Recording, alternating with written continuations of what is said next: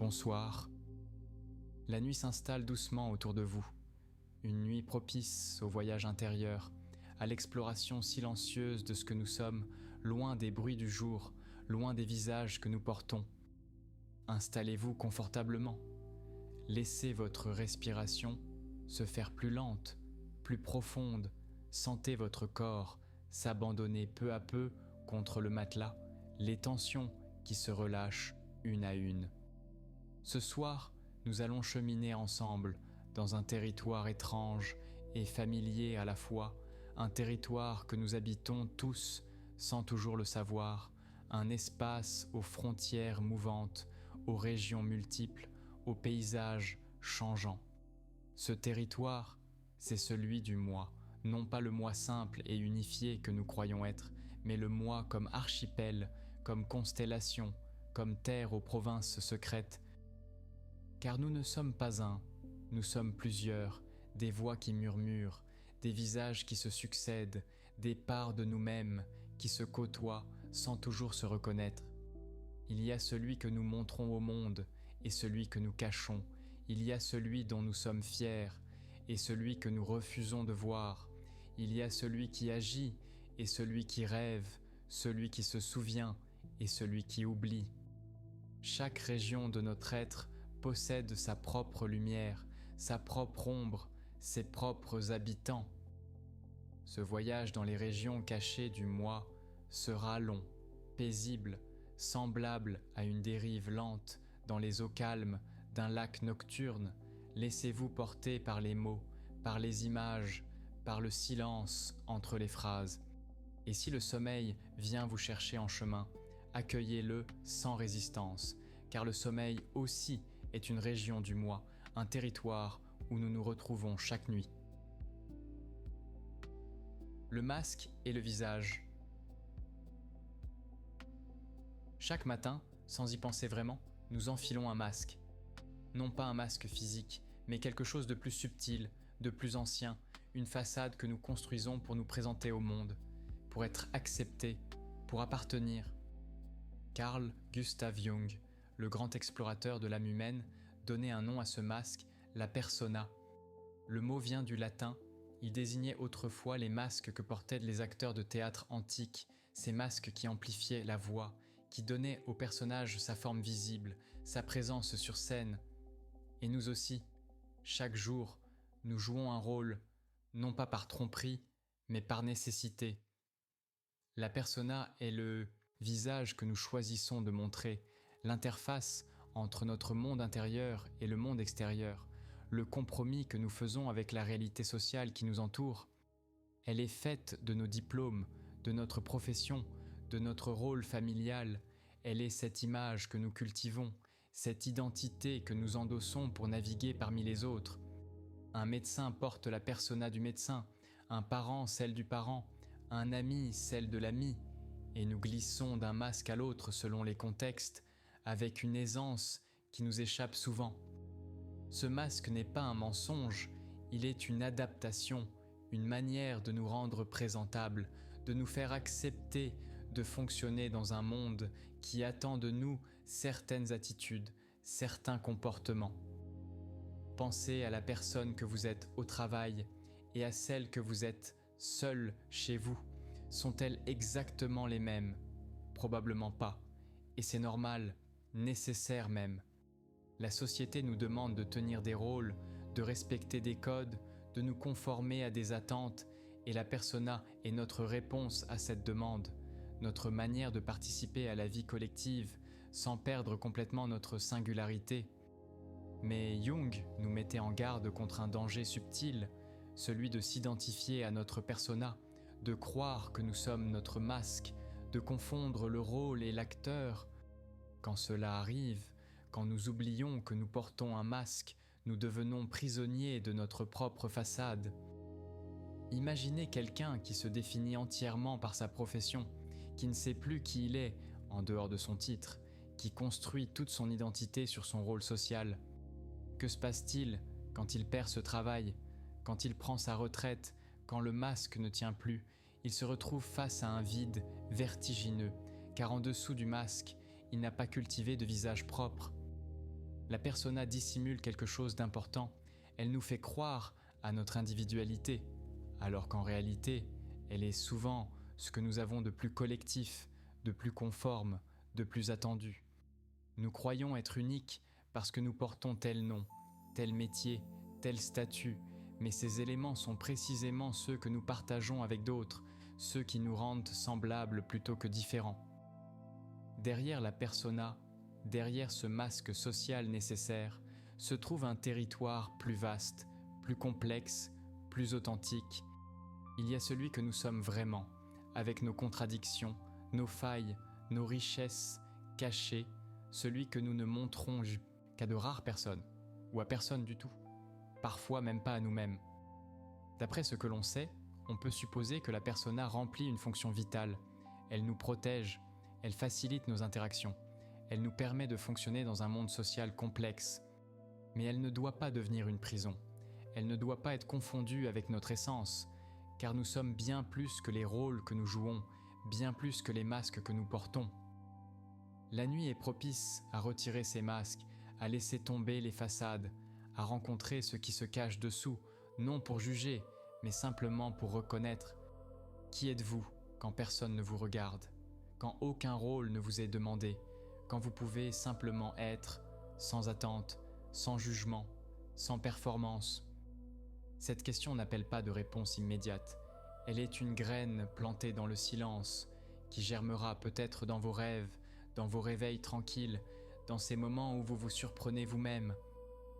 Respirez doucement. Laissez votre corps s'enfoncer plus profondément dans le repos et continuons notre exploration vers d'autres régions, d'autres territoires de ce paysage intérieur. Les chambres de l'inconscient. Si la persona est le visage que nous montrons, il existe aussi ce que nous cachons, ce que nous avons enfoui, ce que nous refusons de voir. Jung l'appelait l'ombre, ce double inversé qui habite les profondeurs de notre psyché, cette part de nous-mêmes que nous avons reléguée dans l'obscurité. L'ombre n'est pas le mal absolu, elle n'est pas notre côté démoniaque, elle est simplement tout ce que nous avons appris à refuser en nous, tout ce qui ne correspondait pas à l'image que nous voulions donner ou que les autres attendaient de nous. Dès l'enfance, nous apprenons ce qui est acceptable et ce qui ne l'est pas. Un enfant qui exprime sa colère peut être réprimandé. Un autre qui montre trop de tristesse peut être étiqueté comme faible. Un troisième qui manifeste trop de confiance peut être accusé d'arrogance. Alors, progressivement, ces émotions, ces traits de caractère, ces impulsions, au lieu de s'exprimer librement, commencent à être refoulées, poussées dans l'ombre, cachées dans les caves de notre conscience. Mais ce qui est refoulé ne disparaît pas. Il continue d'exister, de vivre sa propre vie dans les profondeurs, parfois même avec plus de force qu'avant. L'ombre contient nos colères non exprimées, nos désirs inavouables, nos jalousies secrètes, nos peurs cachées, mais elle contient aussi des trésors, des forces vitales, des talents que nous n'avons jamais osé développer. Car l'ombre n'est pas uniquement négative, elle est neutre, elle est simplement ce que nous avons mis de côté, pour des raisons qui semblaient bonnes à l'époque, mais qui nous limitent maintenant. Quelqu'un qui a grandi en apprenant à toujours être gentil, à ne jamais s'imposer, à ne jamais dire non, a probablement relégué dans l'ombre sa capacité d'affirmation, sa force, son droit de poser des limites. Cette force existe toujours, mais elle est devenue inconsciente et elle peut se manifester de manière détournée dans des sarcasmes, dans des sabotages passifs, dans des maladies psychosomatiques. L'ombre a une particularité troublante, elle aime se projeter sur les autres. Ce que nous détestons chez autrui, ce qui nous irrite profondément, ce qui nous met en colère de manière disproportionnée, révèle souvent quelque chose de notre propre ombre. Nous voyons chez l'autre ce que nous refusons de voir en nous. Nous lui attribuons les défauts que nous portons secrètement, nous faisons de lui un miroir de nos parts refoulées.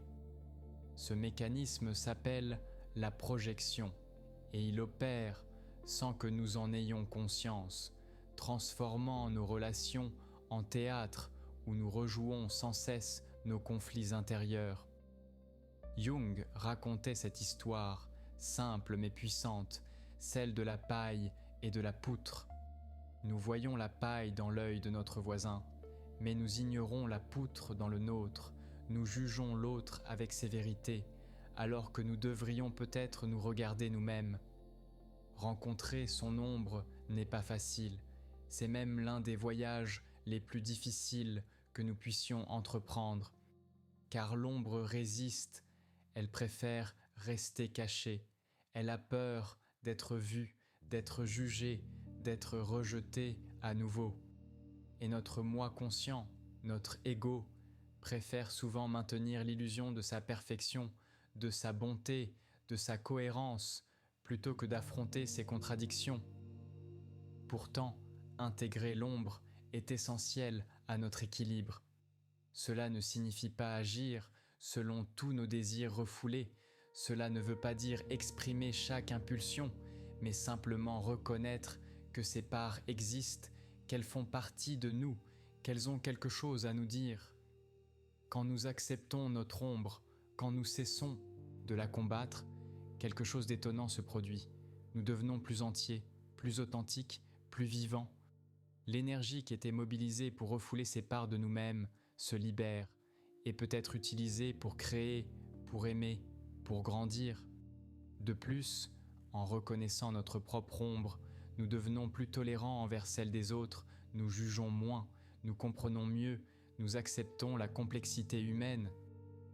Dans les rêves, l'ombre apparaît souvent sous la forme d'un personnage du même sexe que nous, quelqu'un qui nous fait peur ou qui nous fascine, quelqu'un qui possède les traits que nous refusons de reconnaître en nous. Ces figures oniriques sont des messagers, des invitations à regarder ce que nous préférons ne pas voir, des portes vers une connaissance plus complète de nous-mêmes.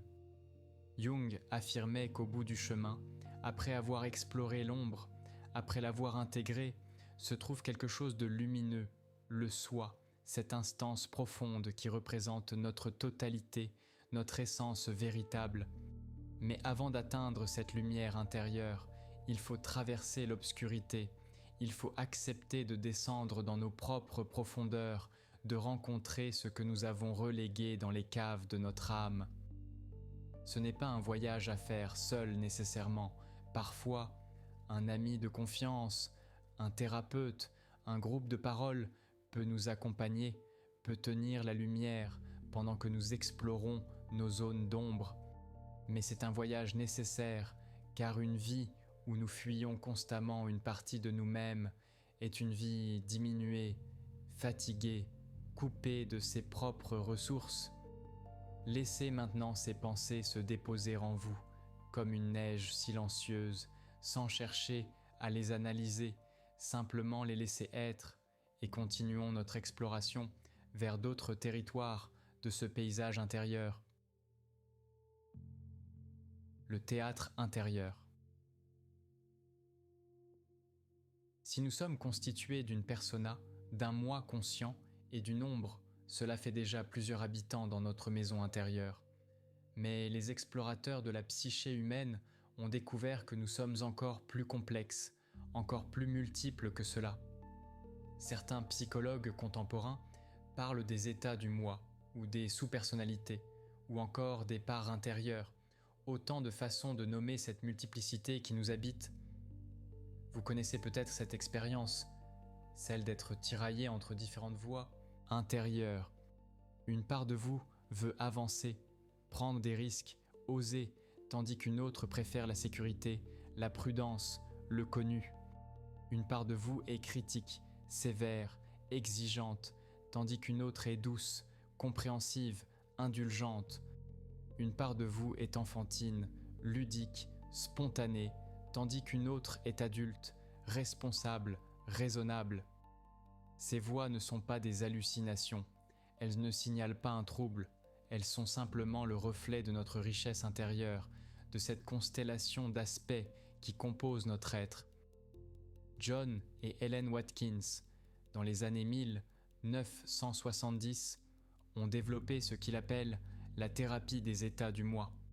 Selon leur approche, notre personnalité est composée d'états différents, chacun avec ses propres pensées, ses propres émotions, ses propres souvenirs, ses propres façons de percevoir le monde.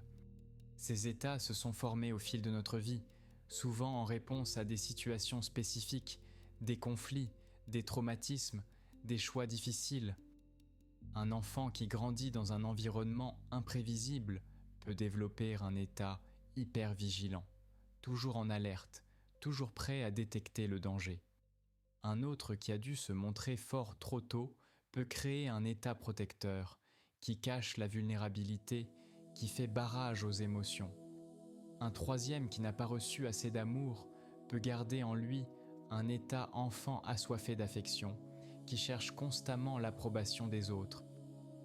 Ces états ne sont pas pathologiques en eux-mêmes, ils sont des stratégies d'adaptation, des façons que nous avons trouvées pour survivre, pour fonctionner, pour nous protéger. Le problème survient quand ces états deviennent rigides, quand ils prennent le contrôle sans que nous en ayons conscience, quand ils nous empêchent de répondre de manière flexible aux situations nouvelles. Imaginez quelqu'un dont l'état protecteur est constamment actif. Cette personne aura du mal à faire confiance, à s'ouvrir, à accepter l'aide des autres, même quand elle en a besoin. Ou quelqu'un dont l'état enfant blessé domine, cette personne pourra réagir à des situations adultes avec des émotions d'enfance, se sentant abandonnée au moindre retard, trahi à la moindre critique. Le modèle IFS, Internal Family Systems, développé par Richard Schwartz, propose une vision similaire mais légèrement différente. Selon cette approche, nous avons en nous des parts, des sous-personnalités qui peuvent être classées en quelques grandes catégories. Les parts exilées, ce sont celles qui portent nos blessures, nos hontes, nos douleurs. Nous les avons reléguées le plus loin possible de notre conscience, parce qu'elles sont trop difficiles à supporter. Les parts protectrices, elles veillent sur les parts exilées. Elles essaient d'empêcher que nous ne ressentions à nouveau ces douleurs. Elles utilisent différentes stratégies, le contrôle, la distraction, l'évitement, l'hyperactivité. Et au centre, il y a le soi, avec un grand S, cette essence de qui nous sommes, calme, sage, compatissante, capable de guider toutes ces parts avec bienveillance. D'après ce que l'on sait, on peut supposer que cette vision de nous-mêmes comme un système familial intérieur peut sembler étrange au premier abord, mais elle correspond à ce que beaucoup d'entre nous expérimentent réellement, ces dialogues intérieurs, ces conflits entre différentes parts de nous-mêmes, ces moments où nous ne savons plus ce que nous voulons vraiment, parce que différentes voies nous tirent dans des directions opposées. L'objectif n'est pas d'éliminer ces parts, ni de n'en garder qu'une seule, mais plutôt d'apprendre à les connaître, à comprendre ce que chacune essaie de faire pour nous et à établir une harmonie entre elles. Chaque part a quelque chose d'important à offrir. La part vigilante nous aide à rester en sécurité. La part enfant préserve notre capacité à jouer et à s'émerveiller. La part critique nous pousse à nous améliorer.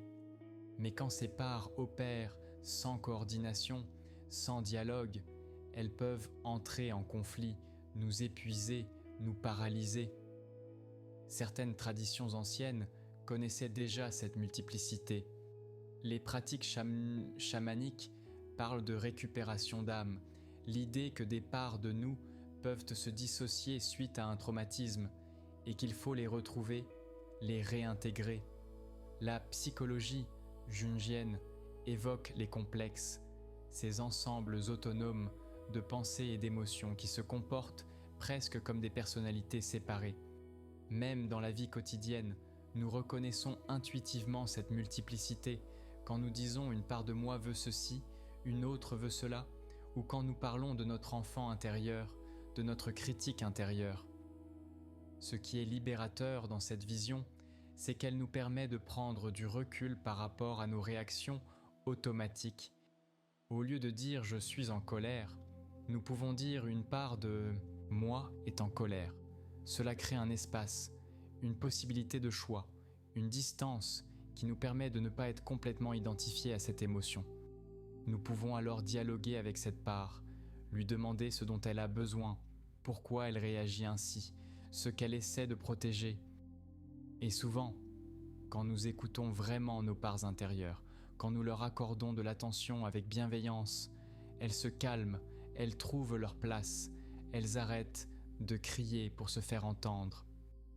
La nuit est un moment privilégié pour ce dialogue intérieur.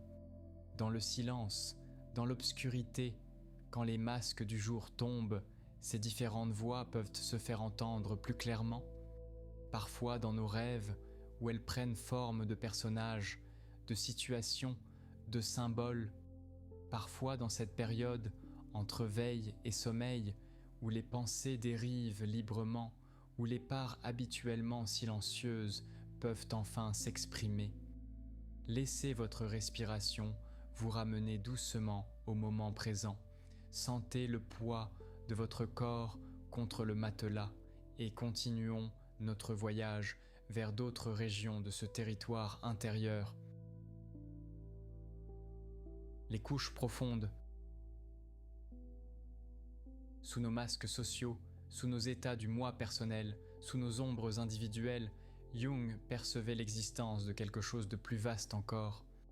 Il l'appelait l'inconscient collectif, cette couche profonde de la psyché qui ne provient pas de notre expérience personnelle, mais qui est héritée, universelle, partagée par toute l'humanité. C'était une idée révolutionnaire à l'époque et elle demeure fascinante aujourd'hui. Jung avait remarqué quelque chose d'étonnant dans les rêves de ses patients, dans leurs visions, dans leurs fantasmes. Il y voyait apparaître des images, des symboles, des motifs qui ne pouvaient pas venir de leur histoire personnelle, car ces personnes n'avaient jamais été exposées à ces images auparavant. Pourtant, ces mêmes images, ces mêmes symboles se retrouvaient dans les mythes anciens, dans les contes de fées, dans les religions du monde entier. Comment était-ce possible ?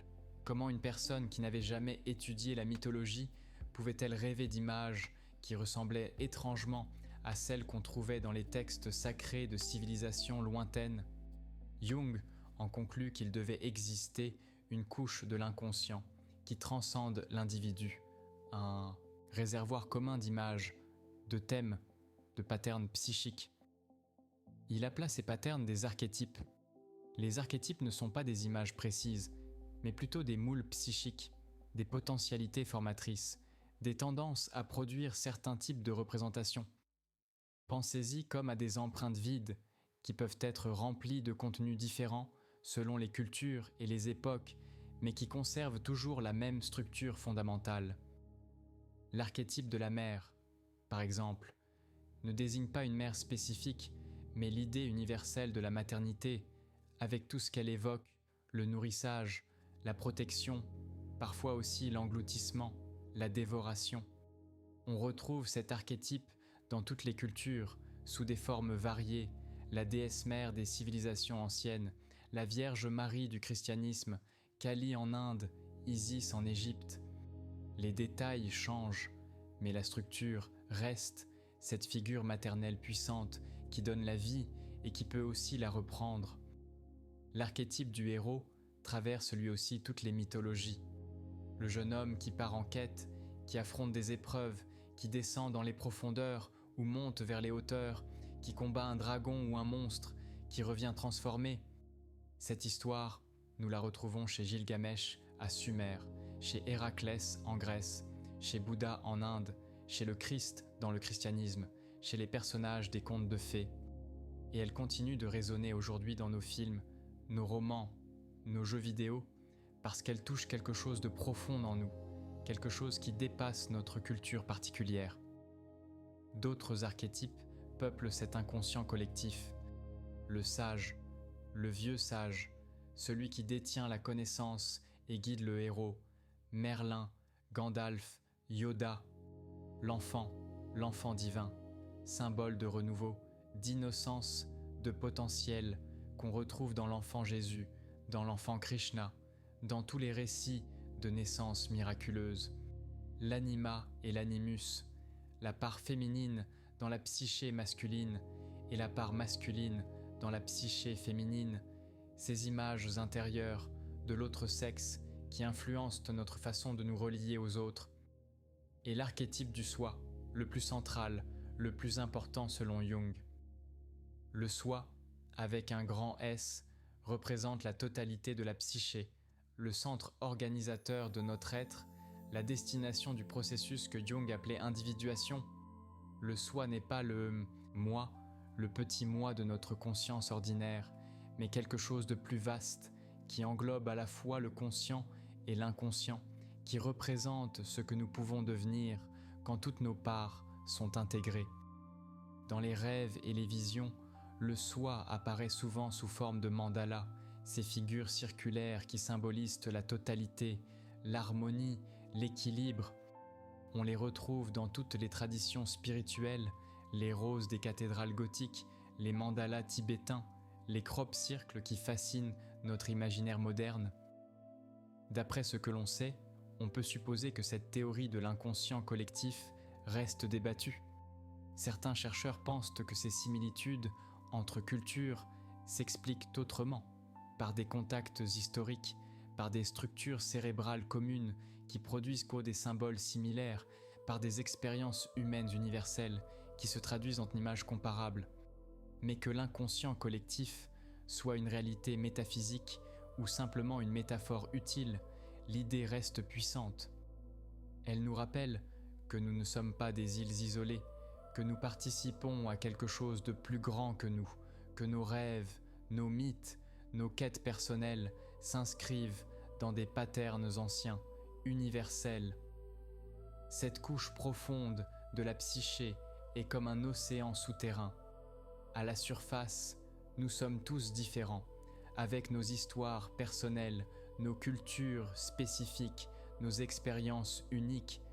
Mais plus nous descendons, plus nous touchons quelque chose de commun, de partagé, quelque chose qui nous relie les uns aux autres par-delà les frontières et les époques.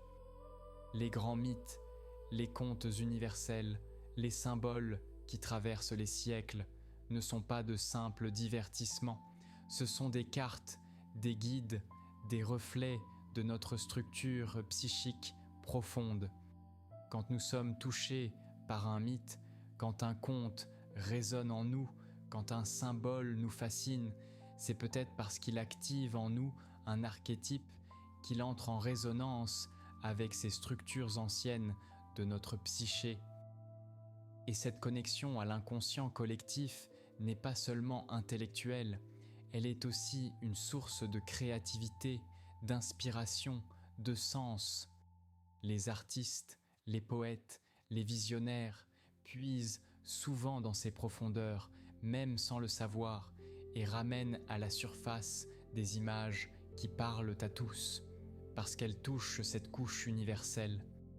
Laissez maintenant votre esprit dériver comme un nageur qui se laisse porter par les courants profonds, sans effort, sans résistance, et continuons notre voyage vers d'autres territoires encore. Le centre organisateur. Au milieu de toute cette multiplicité, au centre de tous ces masques, de toutes ces ombres, de tous ces états, existe-t-il quelque chose d'unifié, quelque chose qui soit vraiment nous? C'est la question que se posait Jung, et après lui, tant d'autres explorateurs de la psyché. Jung distinguait le moi du soi.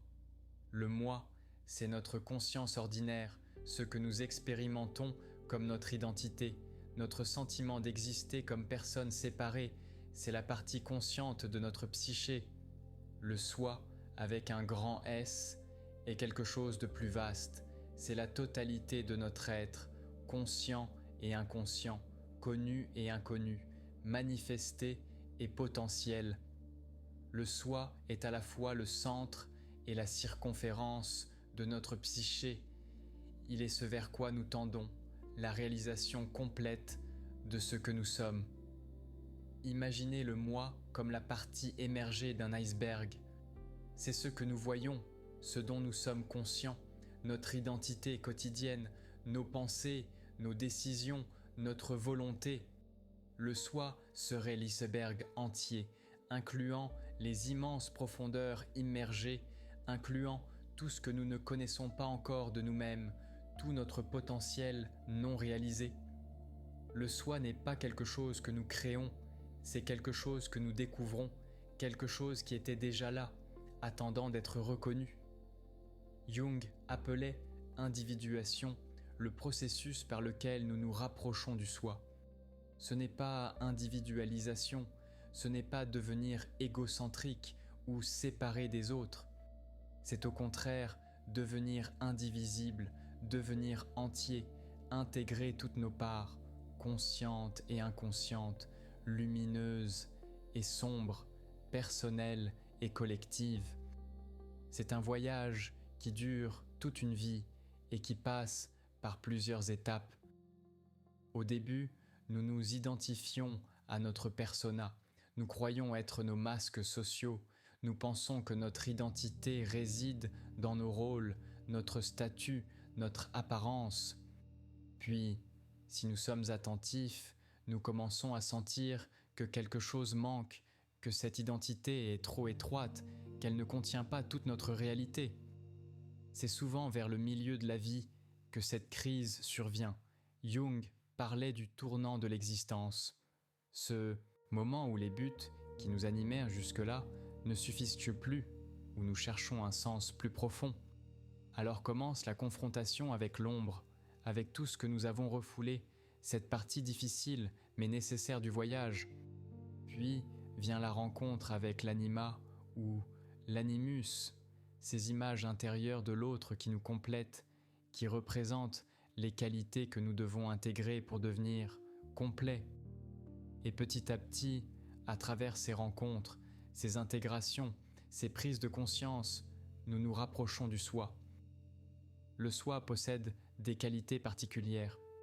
Il est source de paix intérieure, d'équilibre, de joie sans cause, cette joie qui ne dépend pas des circonstances extérieures, mais qui jaillit de notre être même. Il est source de créativité, d'inspiration, de renouvellement, car il contient toutes nos potentialités non réalisées. Il est source de sagesse, de discernement, de compassion, car il transcende les conflits entre nos différentes parts. Il les englobe toutes dans une vision plus vaste. Quand nous sommes en contact avec le soi, nous expérimentons un sentiment de plénitude, d'authenticité, d'alignement profond. Mais le soi n'est pas toujours accessible, il ne peut pas être forcé, il se manifeste quand les conditions sont favorables. Dans les moments de silence profond, dans la méditation, dans la contemplation de la nature, dans les expériences créatives, dans certains rêves, parfois aussi dans les crises, les pertes, les moments où notre identité habituelle se fissure, révélant brièvement ce qui se trouve en dessous. Le soi ne peut pas être atteint par l'effort du moi, par la volonté, par l'ambition. C'est presque le contraire, c'est dans le lâcher-prise, dans l'acceptation, dans l'ouverture à ce qui est, que le soi peut se révéler. D'après ce que l'on sait, on peut supposer que cette notion du soi n'est pas uniquement jungienne. On la retrouve sous d'autres noms dans de nombreuses traditions spirituelles. L'Atman dans l'hindouisme, cette essence divine qui réside au cœur de chaque être. La nature de Bouddha dans le bouddhisme, cette perfection originelle qui est déjà présente, attendant d'être reconnue. L'étincelle divine dans les traditions mystiques chrétiennes, cette part de nous qui participe du divin. Toutes ces traditions pointent vers la même intuition qu'il existe en nous quelque chose qui dépasse notre personnalité ordinaire, quelque chose de plus vaste, de plus profond, de plus réel. Le voyage vers le soi n'est pas un voyage vers un ailleurs. C'est un voyage vers le centre de nous-mêmes, vers ce qui a toujours été là, mais que nous n'avions pas encore reconnu. C'est comme enlever les couches d'un oignon.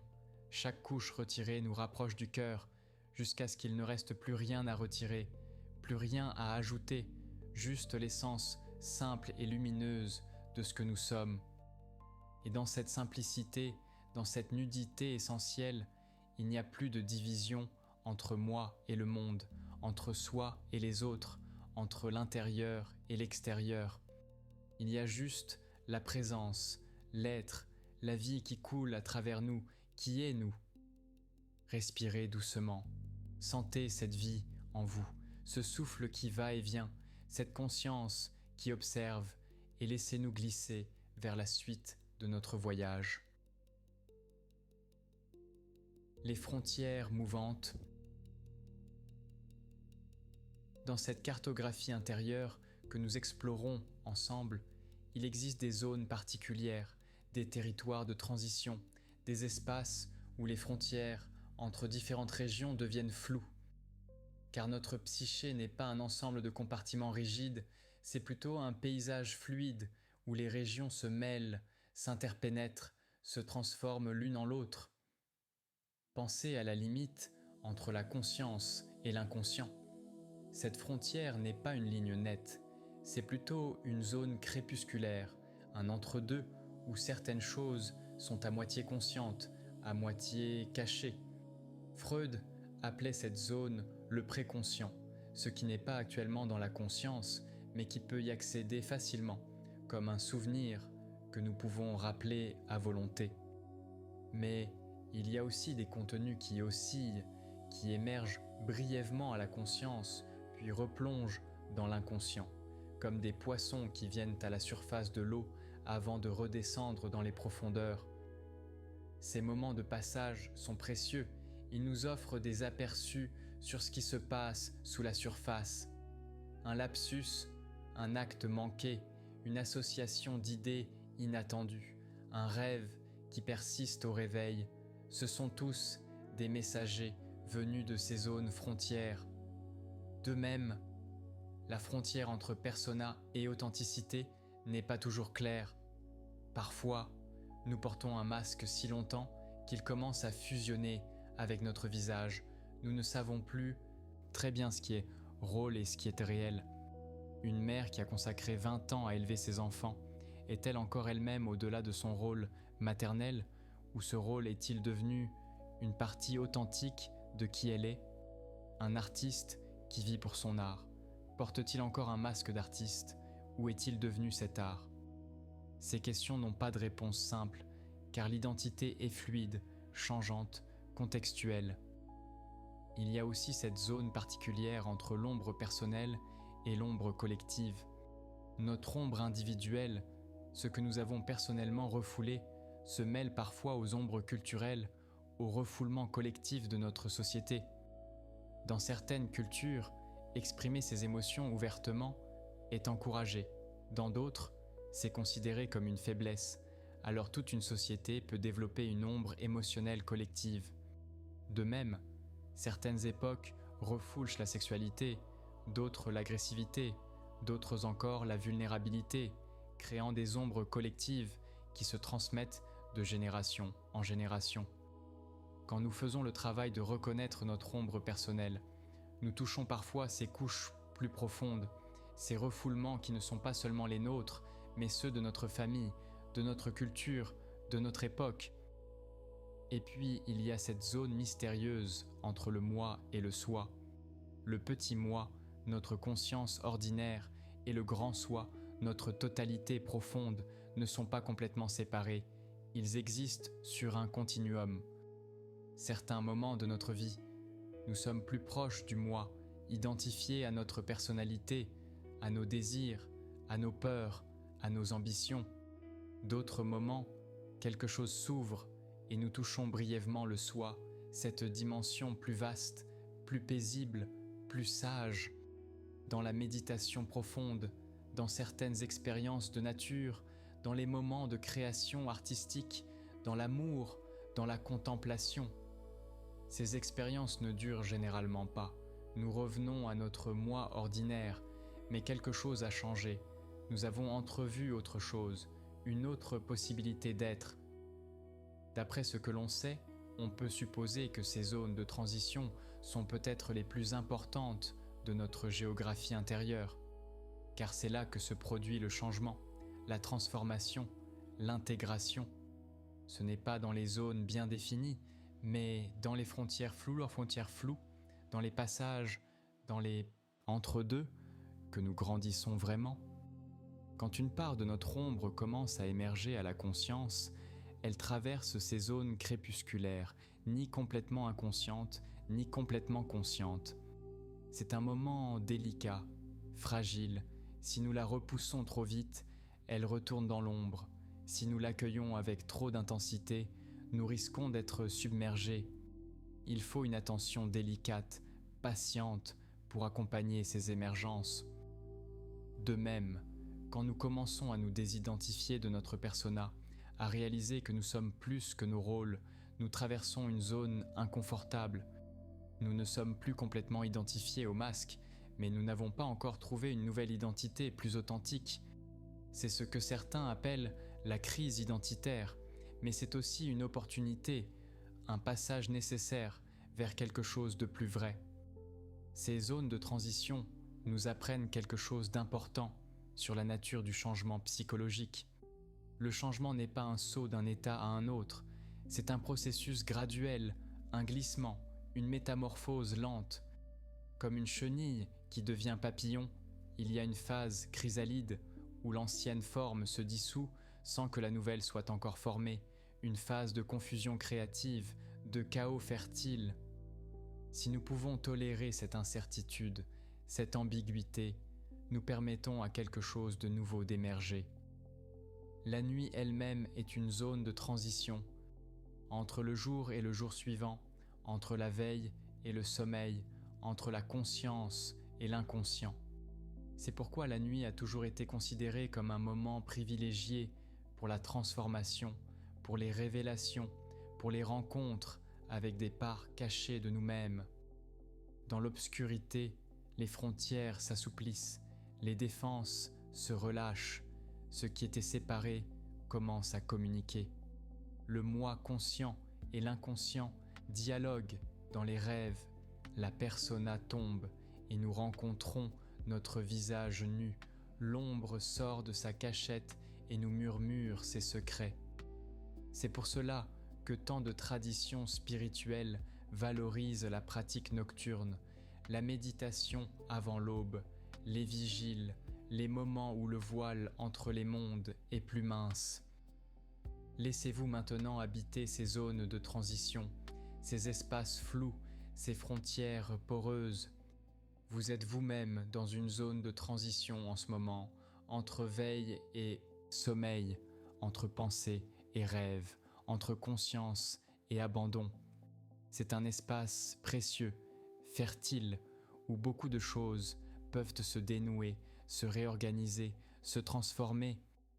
Respirez doucement dans cet entre-deux sans chercher à le contrôler, simplement en permettant, en accueillant, en laissant être. Les voies du dialogue intérieur. Il existe une pratique fascinante développée par certains thérapeutes, une façon d'entrer en dialogue avec nos différentes parts, de leur donner voix, de les écouter vraiment. Cette approche reconnaît que nous ne sommes pas une voix unique, mais un chœur, une polyphonie, où différentes parties de nous-mêmes veulent s'exprimer. Hall et Sidra Stone ont créé ce qu'ils appellent le voice dialogue, le dialogue des voix. L'idée est simple mais puissante. Au lieu d'essayer de faire taire nos différentes parts, nous leur donnons la parole, nous les invitons à se présenter, à dire ce qu'elles pensent, ce qu'elles ressentent, ce qu'elles veulent. Par exemple, quelqu'un pourrait entrer en dialogue avec sa part perfectionniste. Cette part pourrait expliquer pourquoi elle est si exigeante. Peut-être qu'elle essaie de nous protéger de l'échec, du rejet, de la honte. Peut-être qu'elle croit que si nous sommes parfaits, nous serons aimés.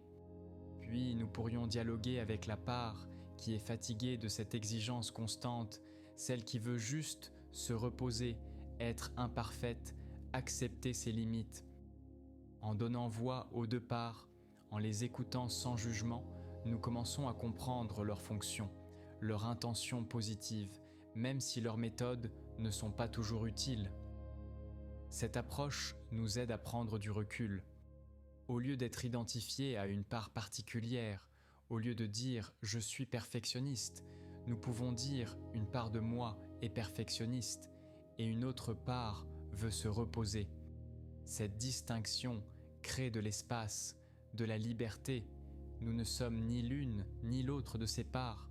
Nous sommes celui ou celle qui peut les observer toutes deux, qui peut écouter leur dialogue, qui peut faciliter leur coexistence.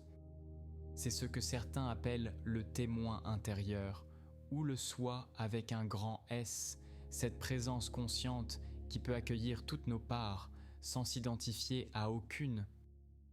Dans notre vie quotidienne, ce dialogue intérieur se produit constamment, mais généralement de manière inconsciente et chaotique. Oh, les différentes voix se disputent, se contredisent, nous tirent dans des directions opposées et nous nous sentons confus, fragmentés, paralysés.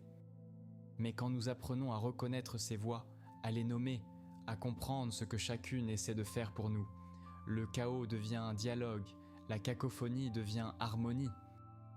Certaines voix sont très anciennes, elles se sont formées dans notre enfance. La voix du critique intérieur, qui ressemble peut-être à celle d'un parent exigeant, ou d'un professeur sévère, ou d'une société qui nous jugeait. Cette voix a peut-être été utile autrefois. Elle nous a aidés à nous améliorer, à éviter les erreurs, à nous adapter, mais maintenant elle est devenue trop forte, trop rigide, elle nous limite plus qu'elle ne nous aide. D'autres voix sont plus récentes, elles se sont développées en réponse à des situations nouvelles. Une part de nous peut avoir appris à être vigilante suite à une trahison. Une autre peut être devenue cynique suite à des déceptions. Une autre encore peut s'être fermée à l'amour suite à une perte. Chaque voix a son histoire, sa raison d'être, sa fonction protectrice. Le travail n'est pas de faire taire ces voix, ni de n'en garder que certaines. C'est plutôt de créer un espace intérieur où toutes peuvent coexister, où chacune peut s'exprimer, mais où aucune ne domine complètement. Imaginez un conseil intérieur où différentes parts de vous-même siègent autour d'une table. Il y a la part prudente qui met en garde contre les risques et la part aventureuse qui veut explorer, expérimenter.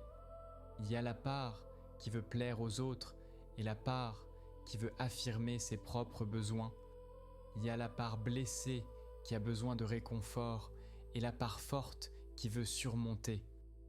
Dans un conseil bien mené, chaque voix est entendue, mais c'est la sagesse du soi, ce sage intérieur qui préside le conseil, qui prend la décision finale en tenant compte de tous les points de vue. D'après ce que l'on sait, on peut supposer que cette vision du dialogue intérieur n'est pas nouvelle. Socrate pratiquait déjà le dialogue, non seulement avec les autres, mais avec lui-même, questionnant ses propres croyances, examinant ses propres pensées. Les traditions contemplatives orientales parlent de l'observateur, celui qui peut voir les pensées et les émotions passer sans s'identifier à elles. Les mystiques chrétiens pratiquaient l'examen de conscience, une forme de dialogue intérieur où ils passaient en revue leurs actions et leurs motivations. Ce qui est nouveau dans les approches contemporaines, c'est peut-être la reconnaissance explicite de cette multiplicité, l'acceptation que nous ne sommes pas censés être une voix unique, mais une symphonie, et qu'une symphonie bien dirigée, où chaque instrument joue sa partie au bon moment, crée une musique plus riche qu'un seul instrument ne pourrait jamais produire. Dans le silence de cette nuit, vous pouvez peut-être entendre certaines de ces voix. Pas besoin de les analyser, de les juger, de décider quoi en faire. Simplement les reconnaître, les accueillir comme on accueillerait des invités, avec respect, avec curiosité, avec gentillesse.